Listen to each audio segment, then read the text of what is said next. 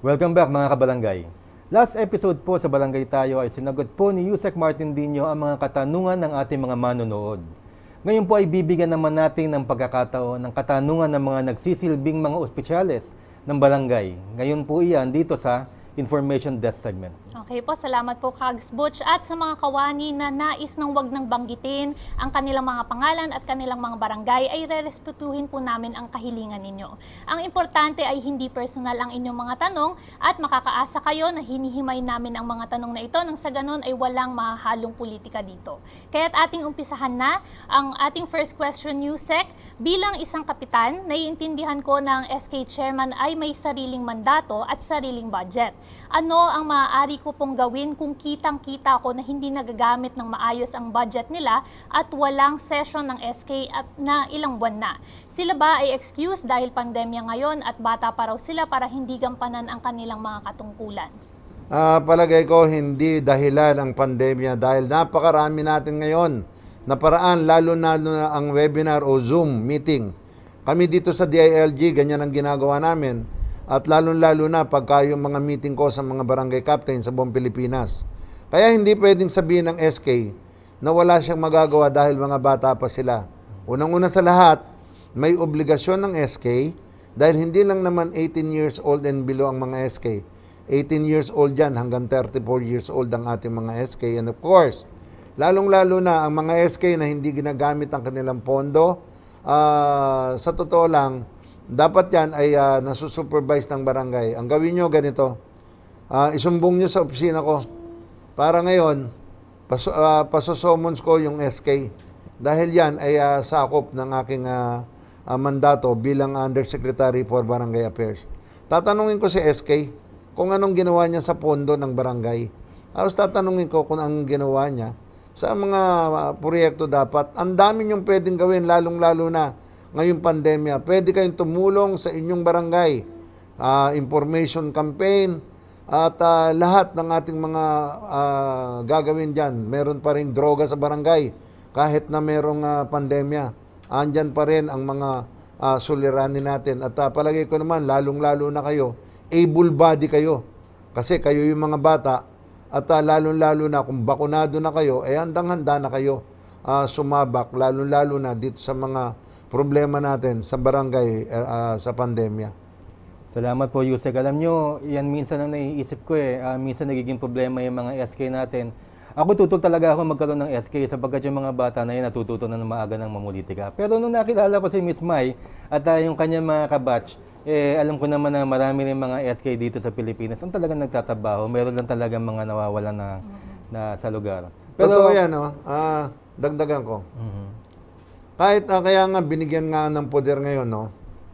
Tandaan nyo, nung nakaraang SK at pwede pa ang 15 years old, nakalusot to dahil hindi kayo pwede idemanda dahil kayo minor de edad. Pero ngayon, dito sa SK Reform Act, 18 years old pataas na. Kaya kayo ay meron ng tinatawag na accountability.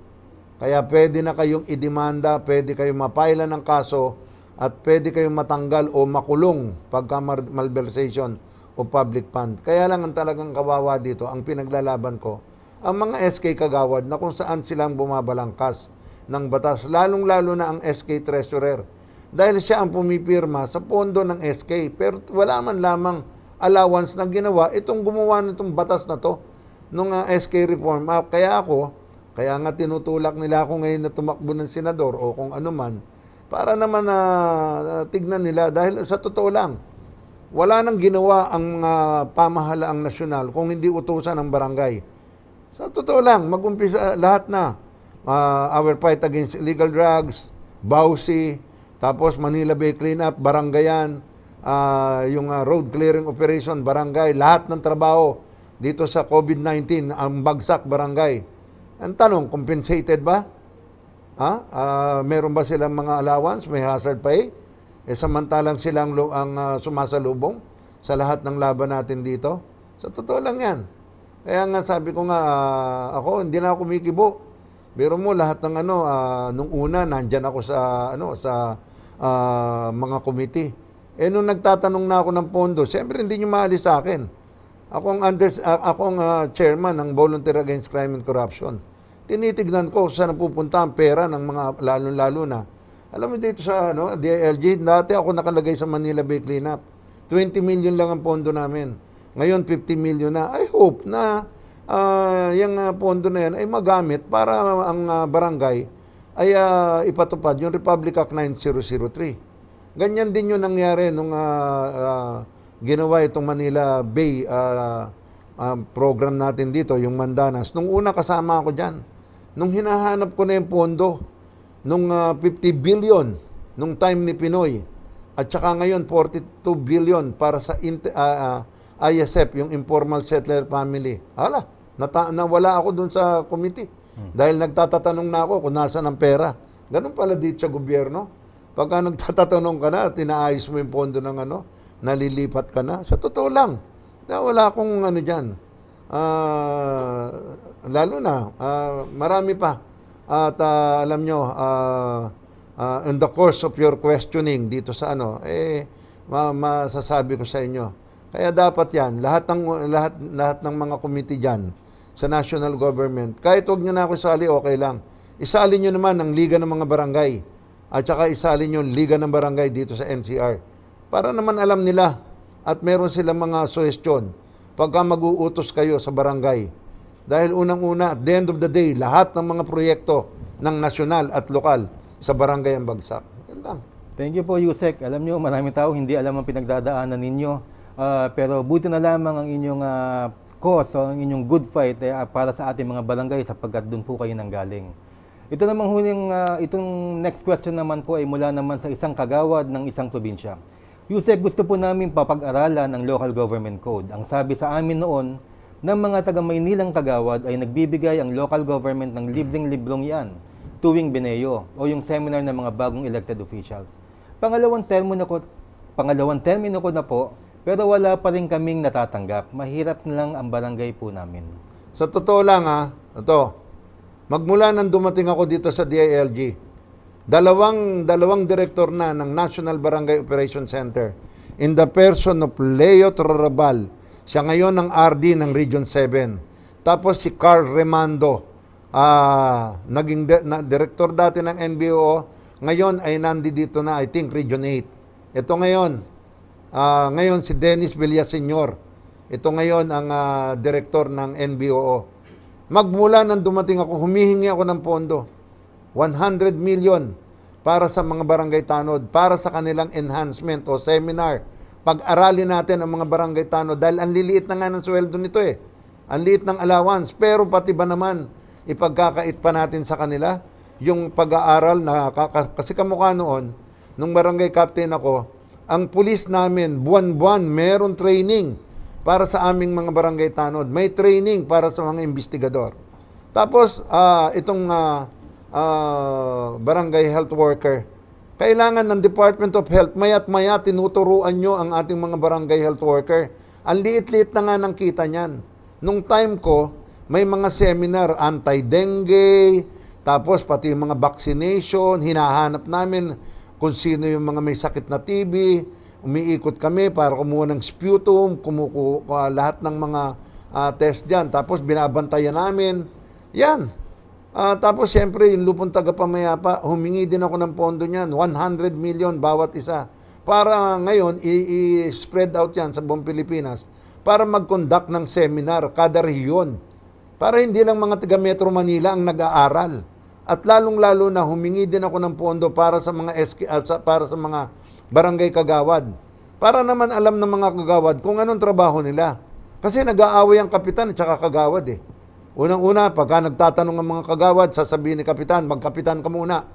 Sasabihin naman nila kagawad, pag marami sila, bago ka makapagpasa kapitan ng mga gusto mong mangyari, 7 kaming kagawad.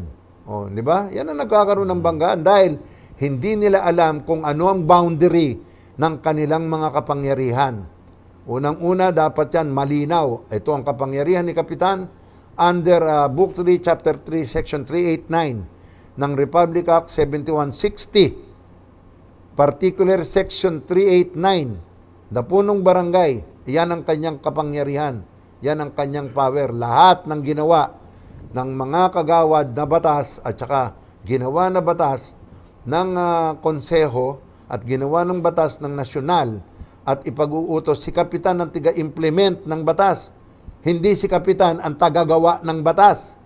Ikaw, kapitan, ang gagawin mo, implement mo yung mga batas na ginawa ng iyong konseho.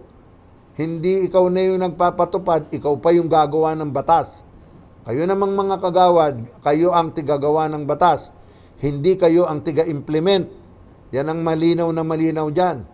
Andyan kayo para bumalangkas ng batas na naaayon sa panahon at naaayon sa barangay ninyo. Ngayon, pag-implement ng batas na yan, pati mga projects, it is the sole prerogative of the barangay captain. Siyempre, with your concurrence. Kaya lang, yung iba dyan, kamukha nun, naging kapitan ako sa San Antonio. Naging kapitan ako kasi ako lang ang nanalo.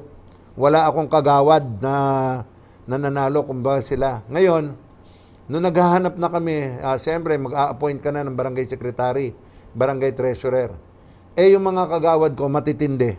Yung isa, presidente ng Sanlakas. Yung isa, presidente ng 37K. Ito yung mga malalakas na mga organisasyon sa First District. Sabi ba naman sa akin, ay di nagrekomenda na ako, I recommend this person for barangay secretary and barangay treasurer. Sabi sa akin, Kapitan, ito yung nire-recommend namin na maging secretary treasurer. Tandaan mo, dapat with our concurrence. Sabi ko, sige, tuloy ang meeting. I-tape natin yung meeting, ha. O, di siyempre, nag-tape na sila. Basta ako, sinabi ko, ito yung ninonominate ko na maging secretary treasurer. Aba, sabi nung isang first kagawad ko, ito yung ninonominate ko at ito ay pinapasa namin ng council dahil 7 kami. Ayan. Sabi ko, ayos. So ako, explain ko lang sa inyo that the prerogative to choose ng barangay secretary and treasurer is my prerogative. At kayo, concurrence. Pag-aralan nyo kung anong ibig sabihin ng concurrence. Ibig sabihin, sumasang-ayon kayo at kung kukontra kayo, dapat alam nyo kung ano yung kontra nyo. O, di nung after the meeting, sabi kong gano'n, pirmahan ng minutes. Pagkatapos ng pirma ng minutes, dinimanda ko sila sa ombudsman. Lahat, yung 7. Alam mo ang demanda ko? Usurpation of authority. It is my authority to appoint. It is not the authority of the kagawad. Kaya ang nangyari doon, nung napadalan sila ng subpina, ayan, isa-isa na umiiyak sa harapan ko na, Kap, hindi na kami uulit. Sabi kong gano'n, pag-aralan nyo, ba, sabi nyo, ayaw nyo dun sa ina-appoint ko na secretary. Bakit? Hindi nyo gusto yung muka. Hindi nyo gusto yung ano. Ayan, lagay nyo. Kailangan kasi, kaya nga concurrence. Kung ayaw mo, sabihin mong dahilan. Pag sinabi mong magnanakaw yan, bigyan mo ako ng ebidensya.